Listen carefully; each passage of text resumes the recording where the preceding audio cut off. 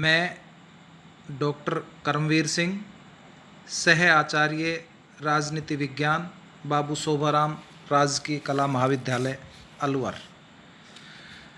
प्रिय बच्चों, हमने कल जो ऑनलाइन क्लास ली थी उसमें राष्ट्रपति की शक्तियों का अध्ययन किया था या राष्ट्रपति की शक्तियों के संदर्भ में चर्चा की थी कि राष्ट्रपति को दो प्रकार की शक्तियाँ मिली हुई हैं या भारतीय राष्ट्रपति की शक्तियों को दो श्रेणियों में विभाजित किया गया है या दो भागों में बांटा गया है। एक शांतिकालीन शक्तियाँ और दूसरी आपातकालीन शक्तियाँ।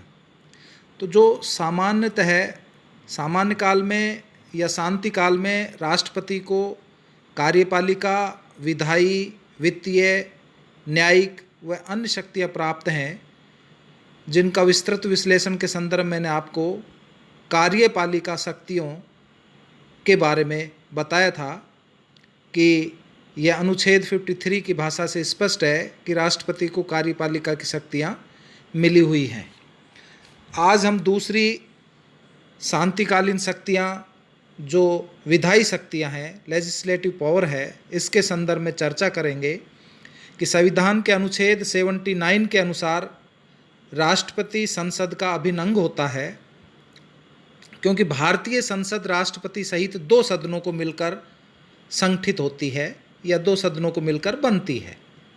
अतः राष्ट्रपति को कुछ महत्वपूर्ण विधायी शक्तियाँ प्राप्त हैं, जैसे शॉर्ट रूप में मैं आपको बताऊं। नंबर 1 कि राष्ट्रपति संसद के सत्र को आहूत करता है और उसका सत्रावसान व भंग करता है।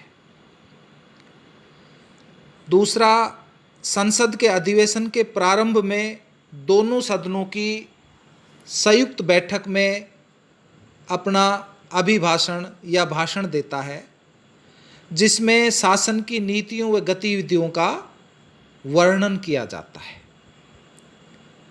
तीसरा, वह संसद के दोनों अथवा किसी एक सदन को संदेश भेज सकता है। वह दोनों सदनों को संयुक्त रूप से या पृथक पृथक रूप से भी संबोधित कर सकता है तथा वह सदस्यों की उपस्थिति की मांग भी कर सकता है। चौथा, दोनों सदनों में मतभेद होने पर दोनों सदनों की संयुक्त बैठक बुला सकता है तथा इसमें होने वाले कार्य संबंधी नियम भी बना सकता है। पांचवा, राष्ट्रपति राज्यसभा में 12 ऐसे सदस्यों को मनोनीत भी करता है जिन्होंने जैसे साहित्य, विज्ञान, कला, समाज सेवा या अन्य किसी क्षेत्र में विशेष उपलब्धि हासिल की हो। यदि वह अनुभव करे कि लोकसभा में आंग्ल भारतीयों का पर्याप्त प्रतिनिधित्व नहीं है, तो वह इस समुदाय के 2 सदस्यों को लोकसभा में मनोनीत कर सकता है। छठा, संसद द्वारा पारित प्रत्येक विधेयक को कानून का स्वरूप ग्रहण करने के लिए राष्ट्रपति के हस्ताक्षर आवश्यक होते हैं।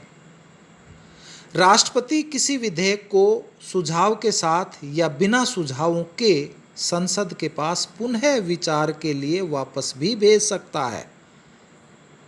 संसद यदि उस विधेयक को पुनः संशोधित या असंशोधित रूप से राष्ट्रपति के पास भेजती है, तो राष्ट्रपति के पास हस्ताक्षर करने के अतिरिक्त कोई विकल्प नहीं है।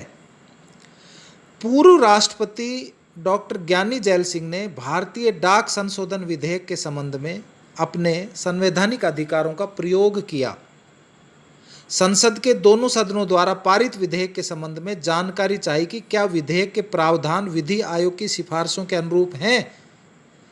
राष्ट्रपति वेंकट रमन ने भी सांसदों के पेंशन संबंधी विधेयक पर इस तर्क के साथ हस्ताक्षर नहीं किए थे कि देश के आर्थिक संकट की स्थितियों में विधेयक के पारित होने से देश पर अतिरिक्त आर्थिक भार होगा। राष्ट्रपति संवैधानिक संशोधनों पर निषेधाधिकार का प्रयोग नहीं कर सकता। तो कहने का तात्पर्य हुआ कि संसद द्वारा पारित विधेयक कानून का स्वरूप ग्रहण करने के लिए राष्ट्रपति के हस्ताक्षर आवश्यक होते हैं।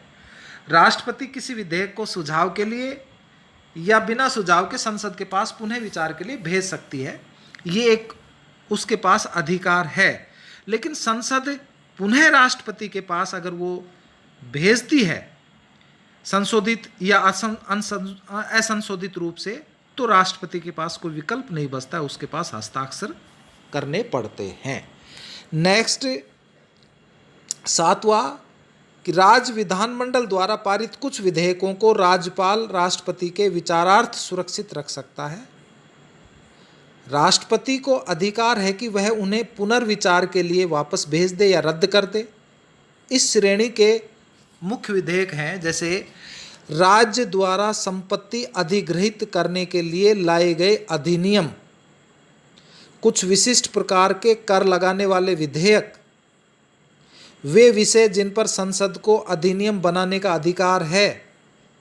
यदि राज्य विधानमंडल द्वारा पारित अधिनियम तथा संसद द्वारा पारित अधिनियम में विरोध हो, उच्च न्यायालयों की शक्तियों का निरादर करने वाले अधिनियम, किसी राज्य के अंदर या दूसरे राज्य के व्यापार पर प्रतिबंध लगाने वाले विधेयकों को राज्य विधानसभा में प्रस्तुत करने के पहले राष्ट्रपति की स्वीकृति भी आवश्यक होती है। नेक्स्ट, वित्त विधेयक, राज्य की सीमाओं में परिवर्तन से संबंधित विधेयक, भाषा संबंधी विधेयक तथा संचित निधि से खर्चे को अधिकृत करने वाले विधेयक राष्ट्रपति की पूर्व अनुमति के बिना संसद में प्रस्तुत नहीं किए जा सकते। नेक्स्ट 9वां, राष्ट्रपति को अध्यादेश जारी करने का महत्वपूर्ण विधायी अधिकार प्राप्त है। संसद जिस समय सत्र में न हो, उस समय राष्ट्रपति द्वारा जारी किए गए अध्यादेशों की शक्ति संसद द्वारा पारित कानूनों के समकक्ष होती है। संसद के सत्र में आने के 6 सप्ताह तक ये अध्यादेश जारी रह सकते हैं। संसद इस विधेयक उन्हें स्वीकार कर कानूनी रूप दे सकती है या रद्द कर सकती है। राष्ट्रपति स्वयं भी अध्यादेश को वापस ले सकता है। अध्यादेश जारी करने के राष्ट्रपति के इस अधिकार के पीछे भावना यह थी कि जब संसद सत्र में न हो तब भी सरकारी कामकाज चलता रहे, इसका प्रयोग विशेष परिस्थितियों में किया जाना चाहिए था।